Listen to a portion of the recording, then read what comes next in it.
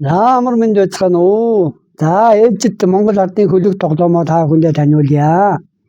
Энэ удаад бид үүд гэдэг тоглоомыг сонгосон байна. За үүд гэдэг тоглоом нь хоёр тоглогч тоглодог. За 4 хүүгээр тоглодог ийм тоглоом бий. За үүд тоглоомын энэ өнцөг болон энэ огтлолцол бүгд одоо буудлыг тооцогддог. Тэгээ тэр дундаа энэ тодруулсан байгаануудыг энэ буудлыг тодруулж харуулсан байна. Анх тоглоомыг эхлэхдээ 4 хүүгээ ингэж байрлуулдаг шүү. За яг энэ буудлыг энд байрлуулад харуулъя. Яг ингэж байрлуулсан. За нэг тоглогч нь хонь байрлалаар, нөгөө тоглогч нь ямаа байрлалаар байрлуулсан гэж тооцъё. Тэгэхээр энэ голд байгаа буудал дээр хүүг байрлуулдаг. Ингэж өөдөөс нь харуулж ингэж байрлуулдаг байгаа. Энэ бол тоглоомын эхлэх байрлал. За үүд тоглоомыг тоглож явах явцдаа одоо тоглогчид хоорондоо ямар сэдвээр сайхан ярилцаж хуучлуул дээрвэ гэхээр Монгол гэрийнхаа үүд хаалга альва гэр орны үүд хаалганаас гадна бүр нутаг усны үүд хаалга хоймор одоо бидний энэ альва орон зайвал бүгд үүд хаалгатай талаар сайхан ярилцаж тэр үүд хаалгыг бүрэн бүтэн байлгах мөн одоо заавал орсон бол хааж байх, хаасан бол одоо бүр сайн хаагдж үгдгээ нэгтэлж байх энэ ухааныг ярилцах. Тэр бүхэл та бүхэн мэднэ шүү дээ. Гэрийн үүдэн дээр ирэхэд одоо босгон дээр гიშгэх хатавч цаашаа хоёр хажуудлын хатавч цаашаа гахгүй байх ч гэдэг юм уу.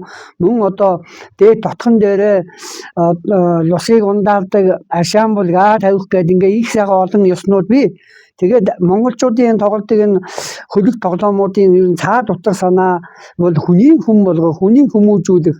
Тэгээд тоглоом гэдэг нь нөгөө хожигдох гол нь биш тоглож байгаа хүмүүс хоорондоо сайхан тэр өв уламжлалын мэдээллийг эцэг өвгдийн таньж мэдсэн тэр мэдлэг оюуныг бие биендээ хэлж дуулгах энэ сайхан баяр хөөртэй тоглоом тоглож явах үед одоо солилцсон мэдээлэл гэдэг нь хүний ой тойнд одоо мартахын аргагүй бол сайхан бичигддэг үлддэг энэ одоо байдлыг шинж байдлыг мөн чанарыг одоо эцэг өвгд маань мэддэг учраас ийм олон сайхан тоглоомыг зохиож энэ удаад би та бүхэнд энэ үүд хоймрын талаар сайхан ярих боломжийг энэ үүд тоглоом олгож байгаа шүү гэж давтан сайхан зөвлөлөө.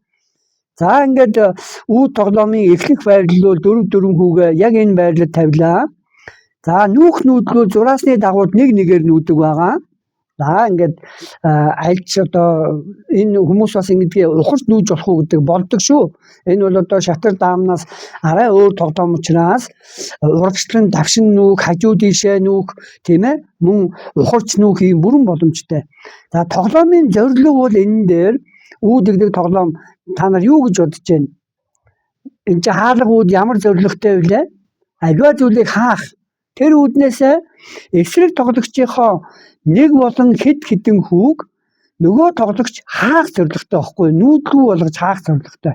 Энэ их одоо тийм онцгой сайхан тоглоомыг монголчууд зохиосон байна. За би та бүхэндээ ингээд нүүж явах явцад ингээд хааж үзүүлээ. Ямар үед ингээд хаагдчих болдго юм бэ гэд. Ингээд нэг нэгээр нүүсэн гэж бодъё. Тэгээд би ингээд ээлжээр нүүж гаад нүүдлийнхаа үр дүнд би тэгээд эсрэг тоглогчийн нэг хүүг хаасан жишээг үзүүлэх гэж байна. За ингэж яваад за энэ хүүг ийшээ нүгээд энэ ямаа хүү энд ирээд гэж бодъё. За одоо би хамгийн сүүлийн нэг энийг ийшээ нүгээд энийг ийшээ нүгээд за энэ ямааг ийшээ нүлээ, хоньыг ийшээ нүлээ тийм ээ. За энд хонь байна.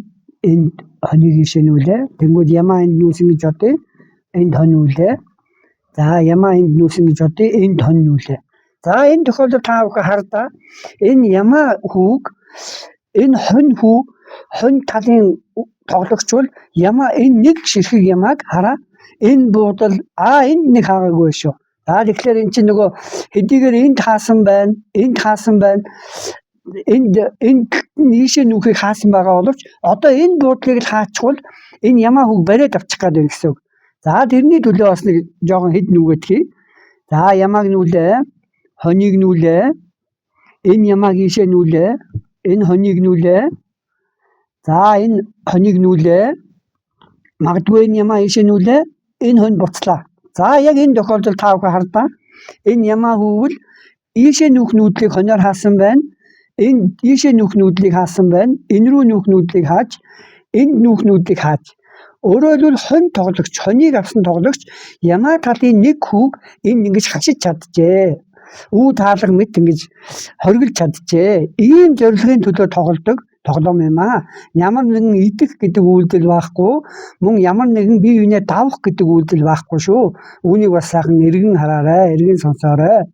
За ингээ монголчуудынхаа үе удамдаа үр хойчдоо заа сургаж тоглож нааддаг энэ үүд гэдэг тоглоомыг өнөөдөр таниулсандаа бид бүхэн талархаж байна.